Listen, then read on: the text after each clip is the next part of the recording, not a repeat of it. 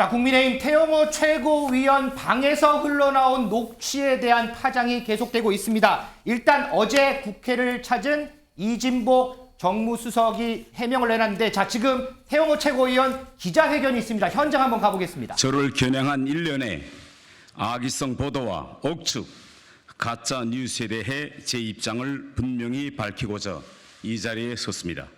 먼저 MBC를 통해 보도된 녹취록 유출건 관련입니다.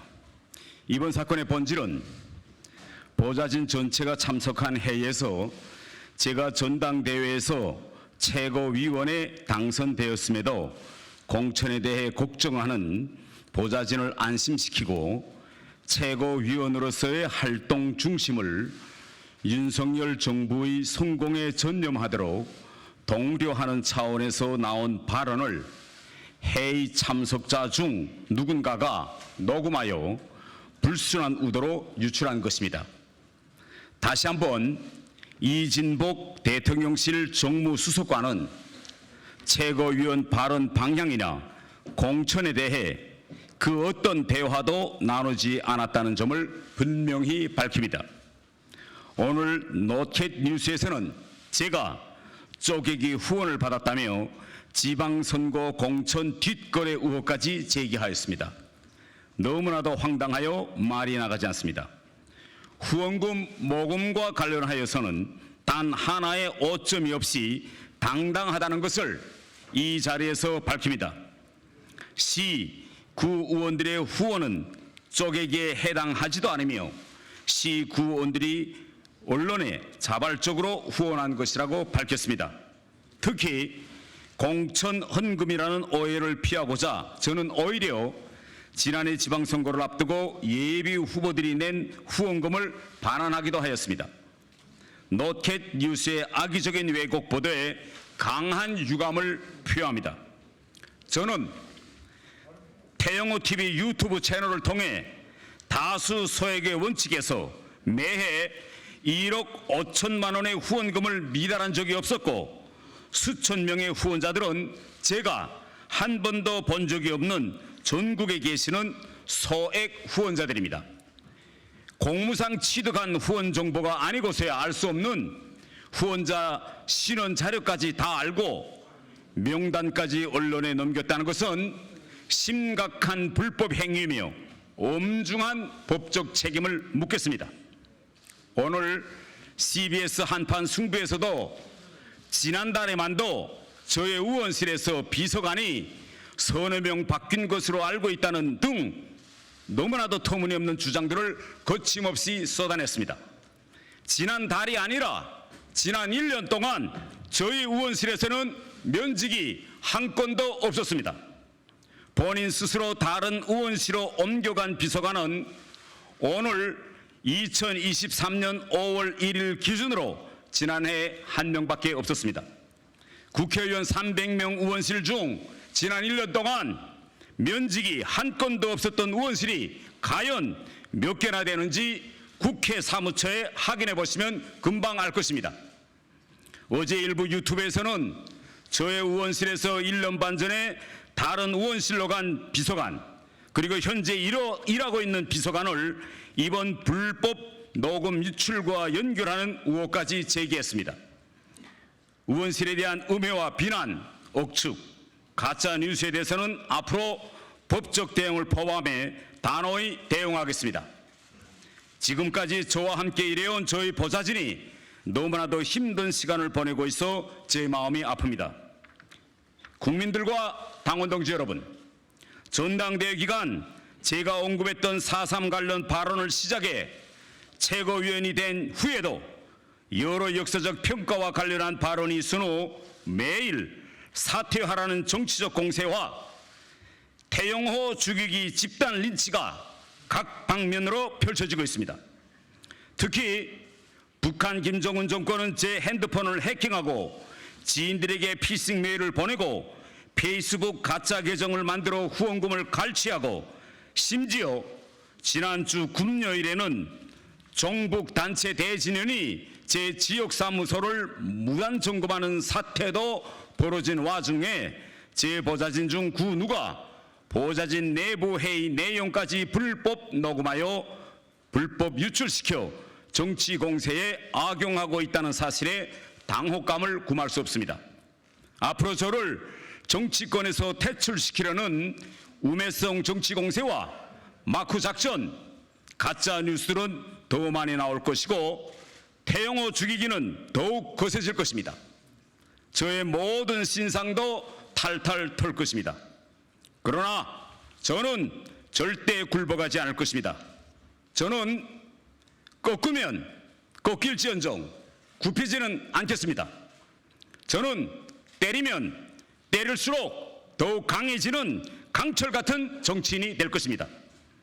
저에게는 김정은 독재 세수 방주들을 무너뜨리고 평화 통일을 이룰 역사적 사명이 있습니다. 앞으로도 오직 제게 주어진 한반도 평화 통일이라는 역사적 사명만을 생각하며 두복두복 나아갈 것입니다.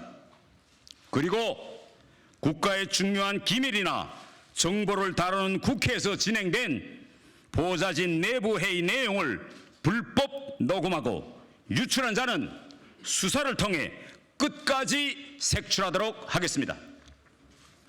이상입니다. 자, 어제 그제 이틀간 걸쳐서 논란이 된 여러 부분들에 대해서 국민의힘 태영호 최고위원이 기자회견을 통해 본인의 입장을 밝혔습니다. 두 가지 정도로 요약이 되는데요. 일단 공천 문제와 관련해서는 보좌진 회의에서 공천을 걱정하는 보좌진을 안심시키기 위한 발언으로, 그런데 이걸 누군가 불순한 의도로 유출을 한 것이다. 이진복 정무수석과는 공천과 관련된 얘기를 한 적이 없다. 이렇게 얘기를 했고요. 어제 또 제기된 의혹입니다. 이 쪼개기 후원금 관련해서는 저는 당당하다. 한 점의 의혹도 없다. 이렇게 얘기를 했는데 이 두 가지 나눠서 저희가 얘기를 좀 해보겠습니다. 자, 지금 태영호 최고위원의 이런 해명을 들었는데 어제 국회를 찾은 이진복 대통령실 정무수석도 비슷한 얘기를 했습니다. 그 준비했는데 함께 보시죠. 일본 문제라든지 공천 문제라든지 내가 할 수 있는 일이 아니에요.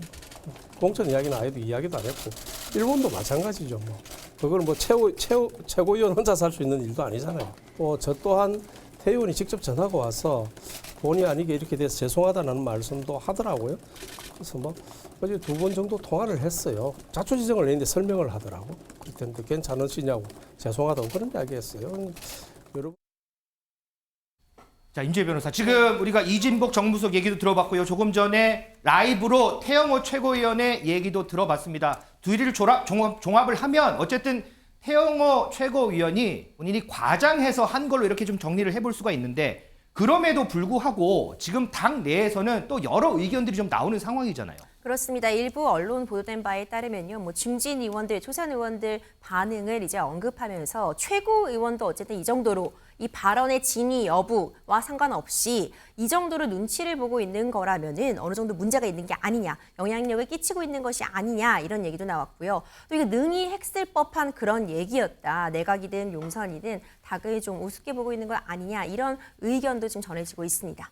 신정현 의원이요. 지금 임지혜 변호사 이제 설명도 듣고 어쨌든 태영호 최고위원이 이진복 수석이 공천 얘기를 하지 않았음에도 불구하고 본인이 공천에 대해서 언급을 했어요. 그렇다면 자, 국민의힘 내부에서 지금 이렇게 태영호 최고위원과 비슷한 생각을 가진, 그러니까 대통령실과 공천을 연계해서 생각하는 사람이 더 많은 거 아니냐, 이런 추측을 좀 해볼 수 있는 거 아닌가요? 저는 이게 너무 자연스러운 추측인 것 같아요. 자연스러운 추측이다. 이게 다 사실 갑작스럽게 이게 녹음된 것이 드러나니까 우리가 이런 일이 있었어라고 놀라실지 모르겠지만 실제로 최고위원의 발언뿐만 아니라 오늘 같은 방송에 출연하는 국민의힘 관련된 당직자들이나 의원들도 하는 모든 발언들을 대통령실에서 다 모니터링하고 있습니다. 그리고 끝나고 나서는 사적인 자리에서는 오늘 한 발언 때문에 대통령실에 전화 받았어 이런 이야기하는 분들도 제가 만난 적이 있어요. 그럴 정도로 어쨌든 대통령실의 의중, 대통령실의 생각을 너무나 많이 고민하고 있다는 것이고 자연스럽게 이 고민들은 내년 총선과 연결되어 있다는 것입니다. 또 태영호 의원의 녹취록에 상당히 신빙성이 있다고 저는 보는 이유는 지난 3월에 실제로 최고위원회의에서 3월 13일, 16일, 20일 총 3차례나 한일 관계에 대한 윤석열 정부의 노력을 치켜 세우고 거기에 민주당이 국익을 해치고 있다는 비판을 가하기 시작합니다. 참 교묘하게도 그 시점이 맞물리고 있다는 거예요. 그런 면에서 이 정도의 발언 정도는 해야만 공천될 수 있는 것 아니냐라고 하는 태영호 의원의 발언이 녹취록에서 녹음돼서 드러났을 뿐이지 사실은 그 안에서 그냥 관행처럼 우리가 다 인식하고 있는 어떤 분위기, 문화가 아닌가 이런 생각이 듭니다. 자, 그래서요, 민주당에서는 이번 녹취록 의혹의 녹취록 문제와 관련해서 대통령실의 정치 개입이다 이렇게 주장을 하면서 반발하고 있습니다. 그 목소리 좀 듣고 오겠습니다. 정무수석이 이렇게 이야기를 한 것은 대통령이 화를 내서 이야기한 거 아닐까요? 이거는 대통령실의 정치 개입입니다. 공천 선거에 개입해서 2년 징역형을 받은 사람이 있습니다. 그 사람이 누굽니까? 박근혜 대통령입니다. 박근혜 대통령이 이렇게 2년 징역형을 받을 때 기소했던 서울중앙지검장 누굽니까? 윤석열 당시 중앙지검장입니다. 다시 한번 경찰, 검찰은 압수수색해야 되는 거 아닙니까? 수사에 나설 것을 촉구하겠습니다.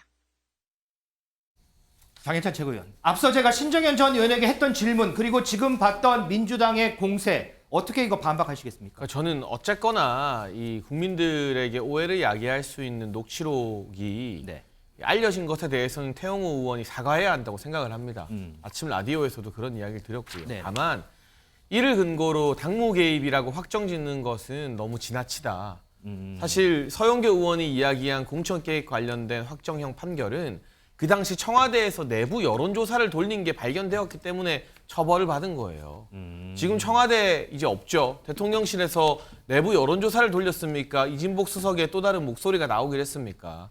태영호 의원이 개인적으로 의원실에서 자기 방 식구들에게 이야기하면서 과장한 부분 아닙니까? 네. 왜 그런 과장을 했느냐?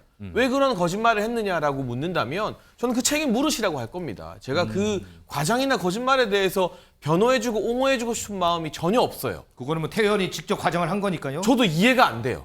아무리 의원실 직원들 뭐 납득시키기 위한 것이었다고는 합니다만. 그런데 이걸 가지고 당무 개입이다라고 확정지어서 뭐 이진복 수석이나 대통령실에서 책임지라고 하는 것은 근거가 너무 빈약한 것이고요. 네. 저도 최고위원회 한 사람입니다만 그 어떤 공천과 관련된 이야기도 들어본 적이 없기 때문에 이 태영호 의원의 어떤 정치적인 내부 발언에서 비롯된 문제로 어떻게든 용산을 끌어들이겠다는 의도는 알겠습니다만 그러고 싶으면 더 많은 근거를 가져오셔야 될 것 같습니다. 자, 그런데요. 만약이라는 단서를 달기는 했습니다만 국민의힘 내에서도요. 이 공천을 조언할 수도 있었을 것이다. 이런 발언이 나왔습니다. 바로 이용호 의원이 한 인터뷰에서 한 발언인데요.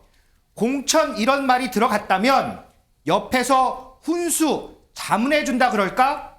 조언해주는 정도로 봐야지 않을까? 이런 말이 나왔습니다. 그러면 장희찬 최고위원, 대통령실에서 공천을 조언을 해줄 수도 있나요? 잘 모르겠어요. 저 개인적으로는 경험한 바가 전혀 없고요. 네. 다만 뭐 개인의 어떤 정치적 고민에 대해서 누군가 뭐 그냥 부적절한 것 같아요. 제가 봤을 때는. 여기에 대해서 별로 말 보태고 싶지가 않고 이런 거짓말을 의원실 직원들에게 한 태영호 의원 편들어주고 싶은 생각도 없습니다.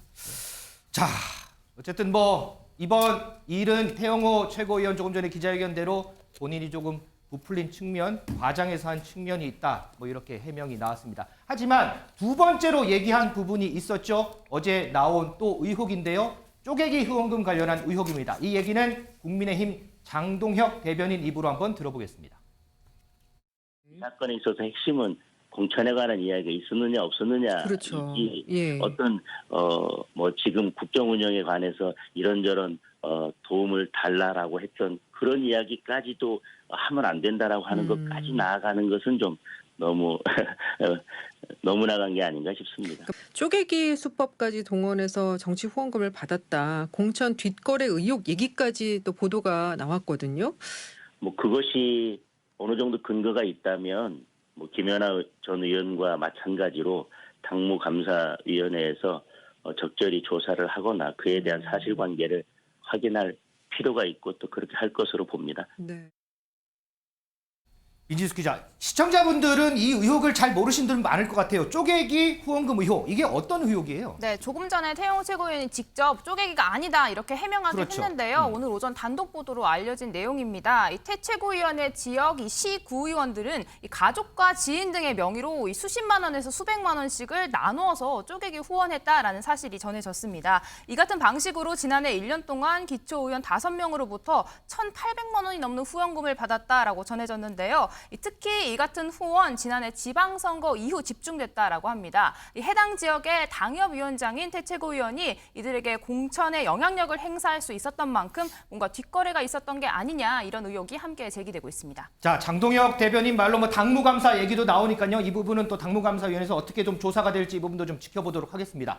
임재 변호사, 그리고요, 그 녹취 유출된 것과 관련해서요. 지금 보수 유튜버 일부에서는 이거 누가 유출했느냐 이런 색출 작업도 벌어지고 있다 그래요? 네, 이런 굉장히 위험한 상황입니다. 사실상 뭐 누군지 확인되지 않은 상황에서 보좌관들 실명까지 거론을 하면서요. 누가 유출했는지 밝히겠다 이렇게 색출을 하에 나선 거거든요. 사실상 2차 가해가 될 수 있기 때문에 네. 정말 조심해야 되고 자제해야 될 일인 것 같고요. 결국 어떤 과정에서 이 대화가 유출이 되었으며 이 과정에 불법적인 녹취가 있었는지 여부는 결국 수사기관이 밝혀야 할 것 같습니다.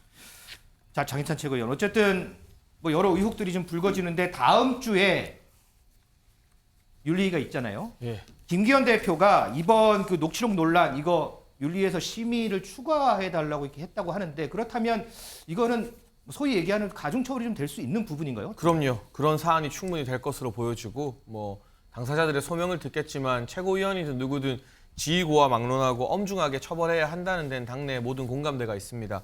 저도 매주 이 자리에 나와서 다른 최고위원들에 대한 뒷수습성 발언하는 거 지치고요. 엄격한 윤리위의 결단과 처분이 있기를 진심으로 바랄 따름입니다. 자, 어쨌든 뭐 다음 주에 뭐 2차 윤리위원회가 있죠. 자, 여기서 어쨌든 출석을 해서 소명을 할 겁니다. 그 소명에 대해서 윤리위원들 어떻게 판단을 할지 아마 관심이 많이 갈 것 같습니다.